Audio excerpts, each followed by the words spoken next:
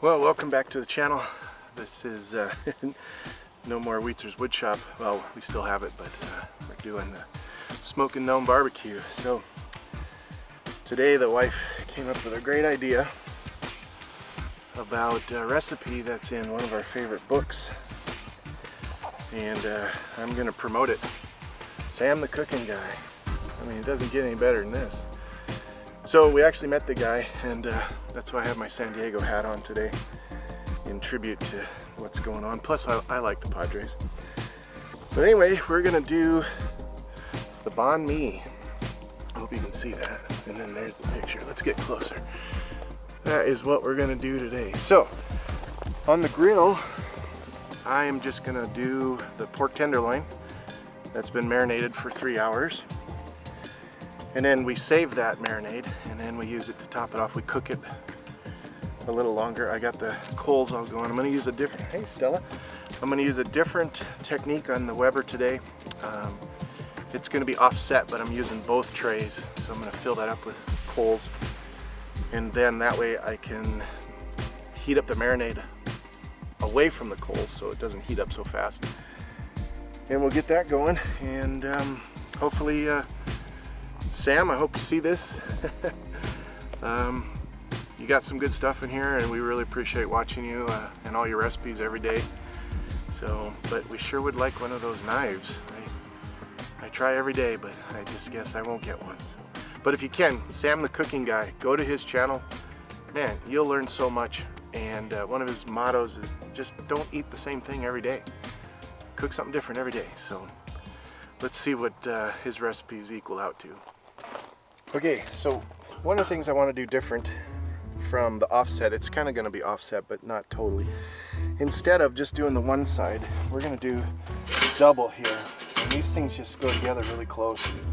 So I'm going to have the charcoal right here and not completely in the middle, and then offset so we can put our marinade and heat it up on this side. So I have a little pan, like this, and imagine it'll be sitting here, and I'll have the marinade in it, it'll be heating up. And if we have to move it over here, it's okay. But this will get me a controlled burn on my tenderloin, which will be amazing. So I got the coals going. Let me put this down. And it looks as though, yeah, they're ready. They're good to go. That's, ooh, boy, that's hot. Holy crap. So let's fill this up and get it as equal as you can. There's a little paper in there still. We'll let that burn off. Put this back on there, and then we can put our, let's burn this up here. Oh, that's perfect. So leave those good and hot. And we will put our grill top back on. And then close everything.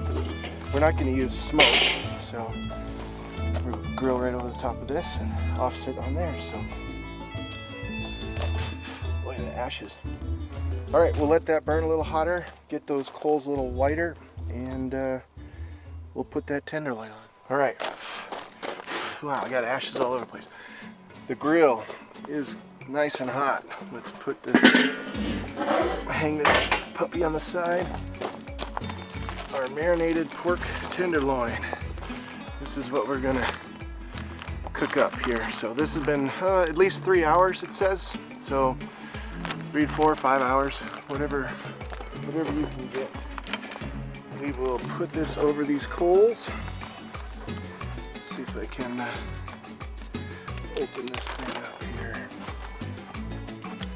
And my dog's been running around like crazy, so she's already eyeballing this stuff. So I guess we got to babysit her too. All right, let that drain off, and here you go. All right, I always like to put the fat side down first, so we'll cook that up. This little tail can rest off. And there you have it. Let's zoom in on this. Yeah, that's looking pretty good. All right, let's let this cook. And it should go fast since it's pork. And we'll prep the other stuff. All right, a couple things going on here. We got some rolls, I guess like Kaiser rolls. Not too big. We didn't want to make too big of sandwiches. We've had some pickled radishes and carrots, thinly sliced, marinated or pickled, so they're really good. Regular cucumbers. You can get, what do they call them? I guess traditionally they use a Persian cucumber, but they didn't have any at the store, so we got regular ones, so don't worry about it. We have cilantro, fresh cilantro, and some freshly cut up super spicy jalapenos. So, but the first thing I like to do is prep your roll, and maybe I should make a t-shirt like that, prep your roll. So remember the old Subway sandwiches when they used to just hollow out the middle? Well, that's what we're gonna do here. We're just gonna cut this side. Gosh, everything shakes up on me. I gotta get something that's more stable. This is ridiculous. So cut these not too deep, and then just scoop out the middle. So now you have this dish, and save that if you want that. There goes a bug. All right, we'll do this one too. Cut this just a little bit, just like Subway. I think they even used this knife when Subway was good, right? Maybe nobody likes Subway. All right, so we dish that out, and we get that uniform, and then this will be where everything goes into. Now, the marinade. This is the marinade that we were saving for. Now we're gonna transfer this into a little saute pan, and then we're gonna put this directly on, well, not directly over, but next to the pork loin. So, because this is supposed to get to a boil for a few minutes and then reduce heat. So let's see what we can do with this. Okay, the loin looks like it's cooking really well. We'll do a first flip. That's what I was talking about. We'll get this a little closer just so it gets hotter quicker. And then let's flip this guy. Oh, look at that. Yum-y. Perfect char. I'm gonna leave this tail hang off a little bit because it's thinner. And then we'll get this piece to cook. I'll turn it around so you can see it. There we go. We'll get this piece to cook faster because it's thicker. Because this will cook a lot faster if it stays over than the rest of this. So, and that's the great thing. With this little controlled area right here and not that huge piece of meat, we can control how we, regulate what gets cooked better. So keep that in mind. That's another good thing. I always see everybody just fill up this thing with coals and cook away, and then everything gets charred and burnt. You don't want that all the time. So take control of your grill. And these little accessories and stuff, they last a lifetime. So, and then there's other things you can use. Put an old aluminum a dish or pan in there, throw away, and keep the coals on this side, or however you want to do it. But yeah, don't be restrictive to just having to fill this thing up with coals the whole time, because you don't get a good cook. All right, let's get that closer and get things moving here. So we are running out of daylight quickly. So this pork is taking its time. So to improvise. Oops, sorry to blind you. Oh, there goes my dog. So we're gonna light it up with this, and something you don't see on the cooking channel all the time. Hey, maybe we can signal somebody. All right, let's see what else we can do. All right, so here we are cooking in the dark. Let's light it up. All right, let's see. Now I forgot to tell you that the pork needs to be at about 145 degrees. So let's test it right there.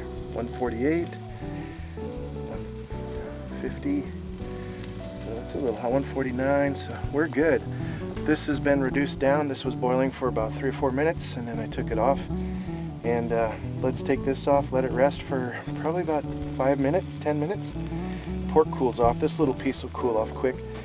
And then we'll cut it against the grain in thin slices and prep our sandwiches.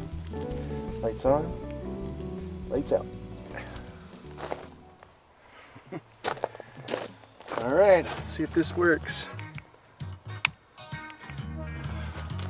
All right, hope you guys can see this. All right, so we have our ingredients. I'm going to, let's see. Boy, that looks good. I'm gonna cut this, make sure to cut it against the grain. We'll find a good spot right here. Daylight, let's stop right there.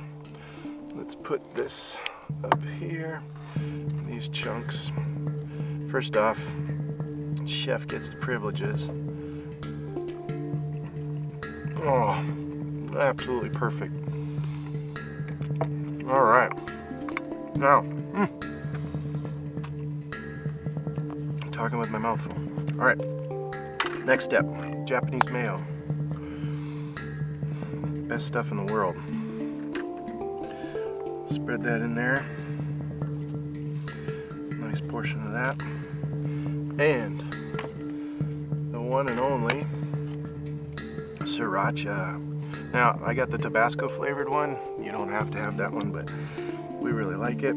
So, put these in there. Awesome. Spread that around. Get that nice and mixed together. Let's put a little bit more Japanese mayo in there. Balance that out. There we go. Awesome. Now, in with the pork. So take your tenderloin and line that as nice as you can inside there. These are tender pieces. Let's get this big guy right here. All right, load that up. One more little guy right here. Whoops, got away. Awesome. Put that to the side. Now, we have your carrots and your jalapenos.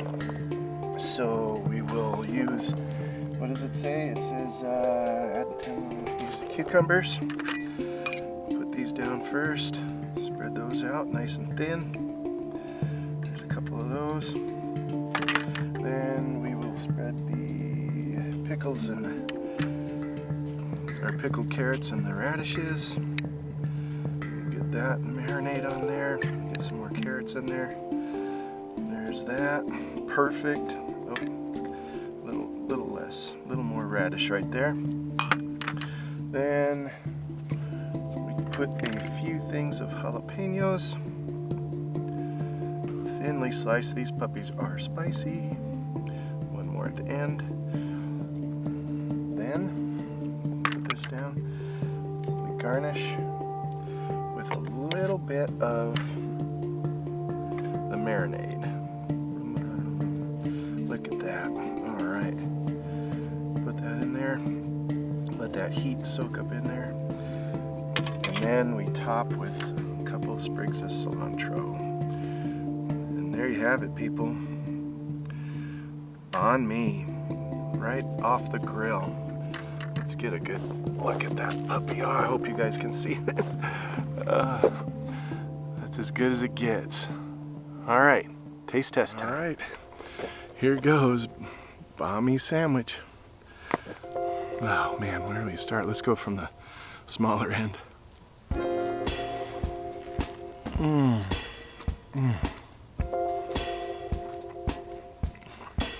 I think I got a little on me.